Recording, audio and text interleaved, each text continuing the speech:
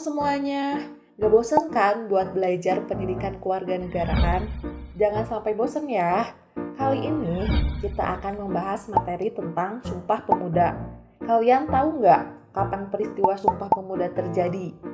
Ya, betul. Sumpah Pemuda terjadi pada tanggal 28 Oktober pada tahun 1928 yang bertempat di Gedung Indonesia, Kutbau, yang sekarang dikenal dengan nama Gedung Sumpah Pemuda. Dan tahu nggak kalau pada saat itu bendera Indonesia tidak bisa dikibarkan karena negara kita masih dijajah oleh Belanda. Ternyata sebelum dibacakannya pidato kepemudaan yang berisi teks Sumpah Pemuda, di berbagai daerah Indonesia sudah ada organisasi kepemudaan, di antaranya yaitu Gom Java, yang dikenal dengan sebutan pemuda yang berasal dari Jawa. Jong Sumatera Bon, yaitu pemuda-pemuda Sumatera. Jong Ambon, pemuda Ambon, dan Sekarukun, yaitu sebutan untuk pemuda-pemuda yang berasal dari Sunda. Dan terakhir, pemuda kaum Betawi.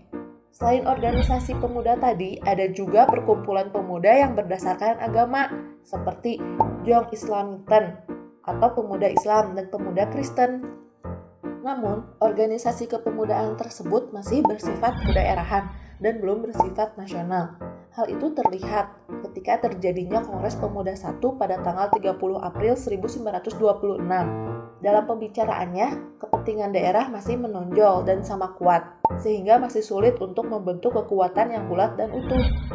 Tahu nggak, karena hal itu dilaksanakan Kongres Pemuda kedua pada tanggal 28 Oktober 1928, berlangsung dengan suasana persatuan. Semua pemuda yang hadir tidak lagi mengatasnamakan asal daerahnya, tapi atas nama pemuda nasional dan membuat pemerintahan Belanda merasa khawatir.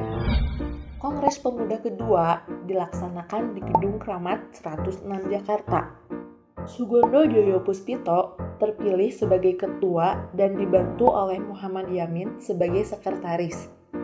Semangat pemuda saat itu semakin membara setelah dikumandangkannya lagu Indonesia oleh Wage Rudolf Supratman dengan gesekan biolanya yang juga diciptakan olehnya. Setelah dilaksanakannya kongres dari tanggal 27 sampai 28 Oktober 1928, didapatlah hasil rapat dengan mengambil keputusan yang dikenal dengan nama Sumpah Pemuda. Mau tahu nggak isi dari Sumpah Pemuda? Ini dia isinya. Sumpah Pemuda.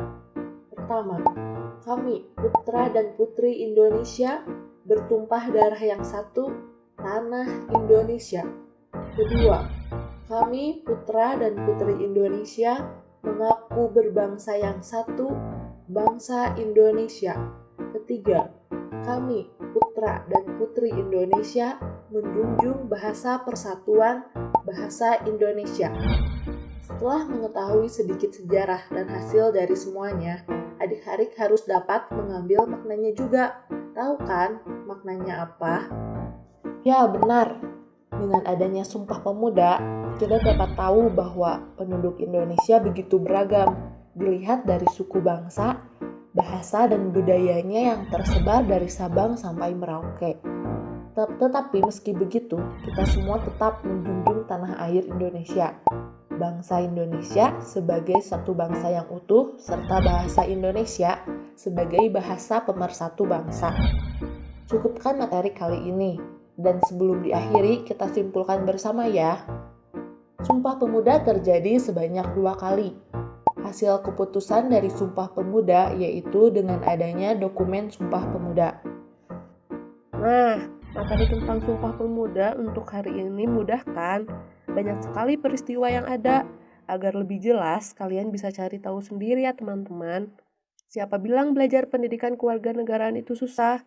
Berjumpa lagi di materi berikutnya.